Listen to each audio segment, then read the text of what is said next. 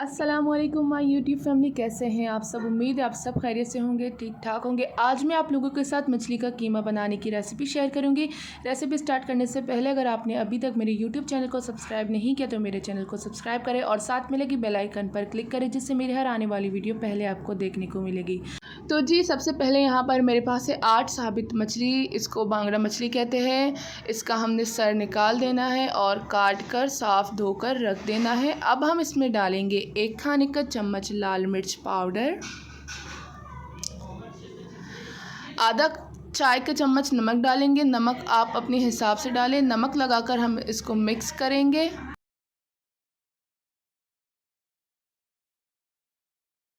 तो यहाँ पर मैंने इसे अच्छे से मिक्स कर दिया है। अब मैंने तवे में तेल डाल दिया है। मैं इन्हें तवे में डाल के फ्राई करूँगी। आप चाहे तो आप इसे फ्राई पैन में डालकर फ्राई कर सकते हैं, लेकिन आपने तेल कम इस्तेमाल करना है और इसे नॉर्मल आंच पर फ्राई करना है, तेज़ आंच पर नहीं, क्योंकि हमने इसे नरम फ्राई करना है, कड़क फ्राई नहीं करना है।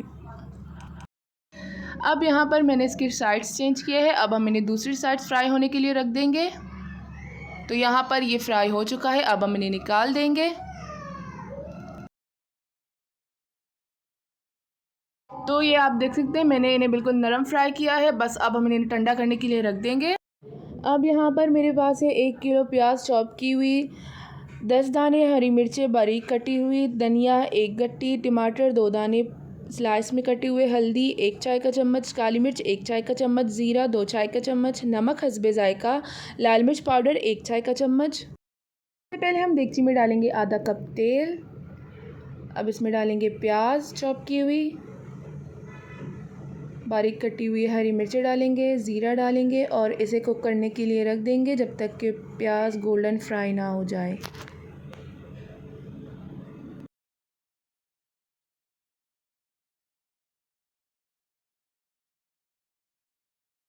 जी प्याज को हमने फ्राई होने के लिए रख दिया है। तब तक हम मछलियों में से कांटे को निकाल कर अलग कर देंगे।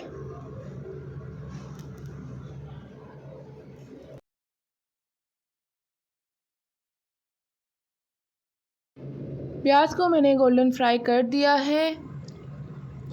अब हम इसमें मछली डालेंगे।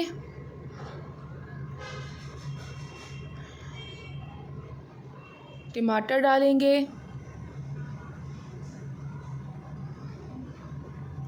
नमक डालेंगे, लाल मिर्च पाउडर डालेंगे, हल्दी पाउडर डालेंगे।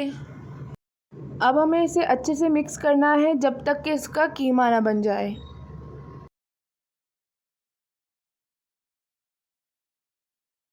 आपने भी इसे बार बार अच्छे से मिक्स करना है।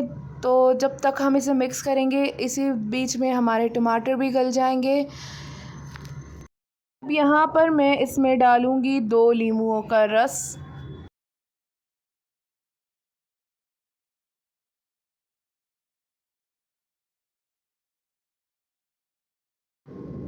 अब हम इसमें डालेंगे धनिया और इसे अच्छे से मिक्स करेंगे।